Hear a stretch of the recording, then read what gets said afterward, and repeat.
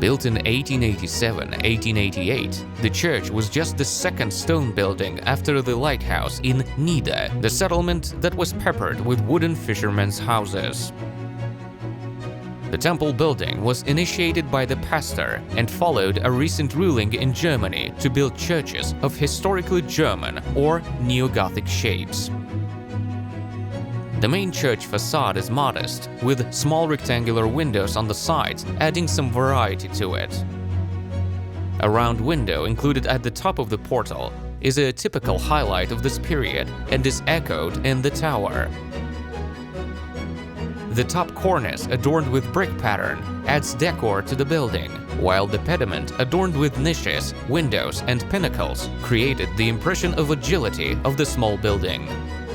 The wooden roof structures, the second floor gallery, the columns supporting it, and the organ choir create the modest interior of the church typical to this land.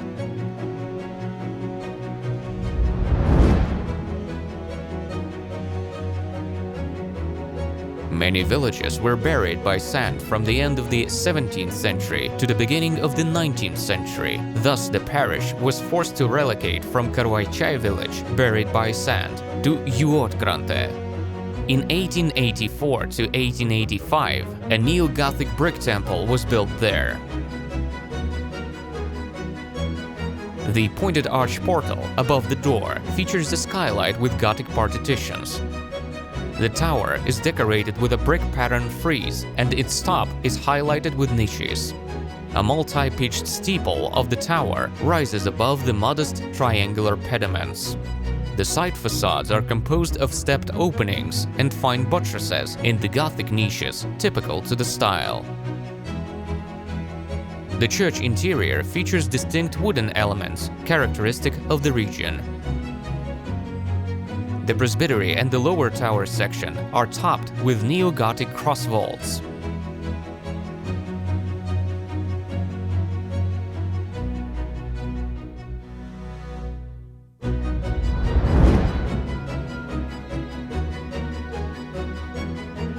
In the second half of the 19th century, as Juodkrante was turning into a resort, a whole area of villas began spreading there, with distinct trends of the German resort architecture typical of that time.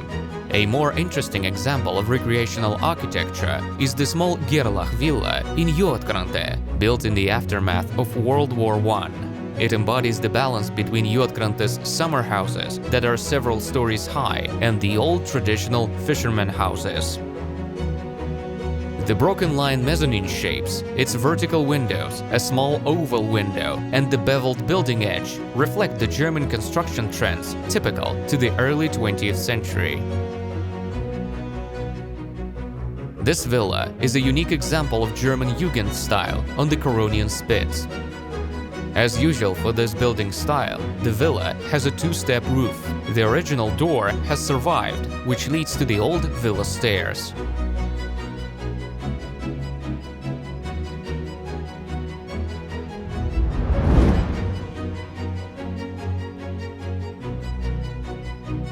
The contrasts of architectural trends of first decades of the early 20th century are revealed by richly decorated Swiss-style villas. Built at the end of the century, Villa Maria and Bachmann hotels are among the most expressive of such buildings, later combined into a single complex. Both buildings reflect eclecticism typical of the historic period.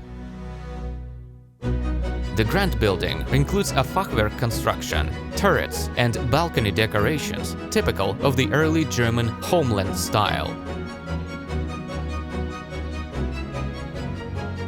The plastered brick building of the other block features a modest neoclassical expression, and the typical resort sophistication is conveyed by its richly decorated wooden balconies.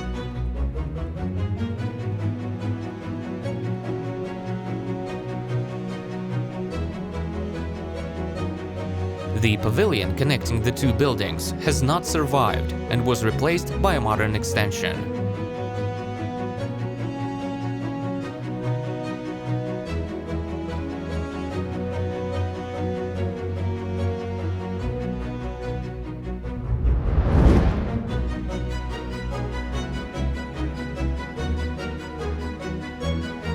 The largest and most impressive old resort building, Flora, was added to a villa ensemble in Juodkrante in 1868, initiated by the businessman Maurice Becker.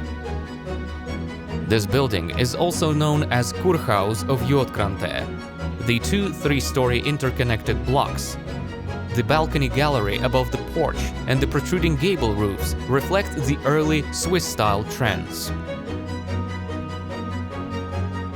The whole building is richly decorated. The first floor includes profiled cornices, while the attic, porch, and gallery are adorned with openwork decor. Slightly tapered windows with edging add expressiveness to the building blocks. A small cornice separating the porch and balcony, decorated with a small line of 7 embossed lion heads, is a refined decor accent.